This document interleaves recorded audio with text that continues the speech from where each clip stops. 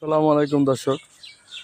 তো আমরা প্রথম শিফটের পিকনিকের রান্না খাওয়ার পরে কিছু গরুর মাংস ছিল এবং একটু ঝোল ছিল।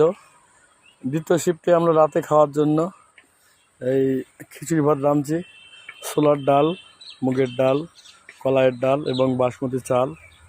তার সাথে বাদবাকি গরুর মাংসর অংশ যেটুকু ছিল আর কি, সেটা একবারে মিক্সার করে খিচুড়ি রান্না করা হচ্ছে।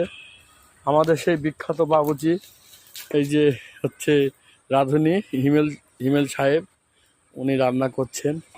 উনি দুপুরে এক টিপ খাইয়েছেন রান্না করে। রান্নাটা খুব সুস্বাদু ছিল।